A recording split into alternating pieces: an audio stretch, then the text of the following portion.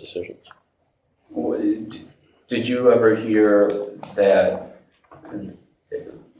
there was an effort to increase pardons or clemency in the wake of the president pardoning his son, Hunter Biden?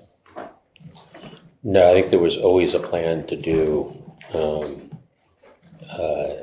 these pardons, not the specific ones, but do a round of pardons and clemency towards the end of the term. And going back to the pardon of Hunter Biden, are you aware that prior to the announcement that President Biden would pardon his son, that the president had previously said that he in fact would not pardon his son? I do recall that. When did you learn that the president would change his mind? Changed his mind and issue a pardon. And would in fact pardon his son? I believe it was Thanksgiving weekend. Obviously in November of 2024. And how did you learn that decision? A phone call, I believe there was definitely a phone call with other senior advisors. I don't recall whether he first called me to say, here's what I'm planning to do. Let's gather the senior advisors. I heard it for the first time when we did that senior advisor call. But the substance was discussed.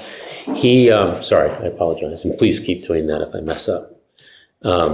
There was a call with senior advisors, I believe on the Friday, maybe the Saturday of Thanksgiving weekend. What I was saying is I'm not sure if he called me first to say, here's what I'm planning on doing, and I then responded, let's get the team together, or whether we just got the team together.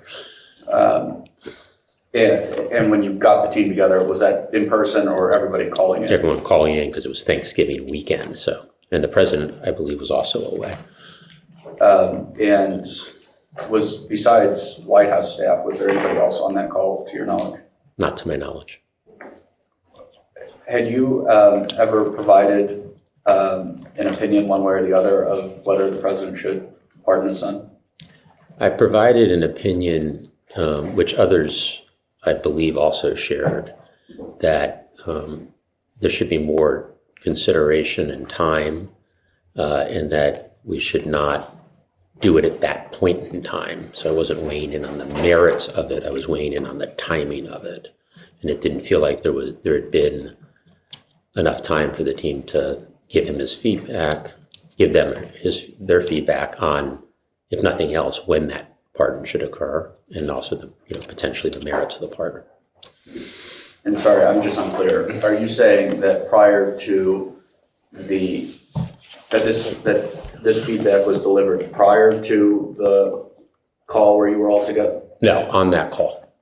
After he had already issued the pardon? He hadn't issued the pardon. He was telling us of his decision to issue the pardon.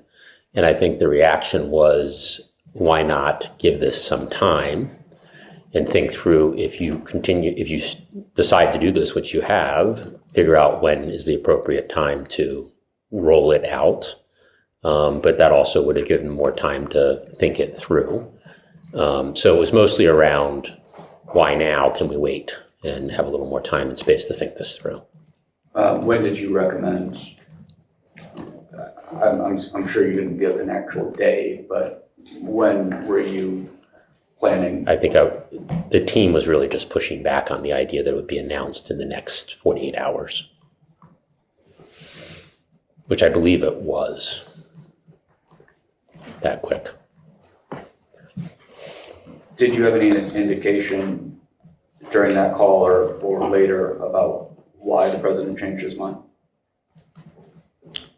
The president, I think, said at the time, and I believe publicly, that the situation had changed, and that he had new facts to incorporate into his decision making, and he decided it was the right thing to do.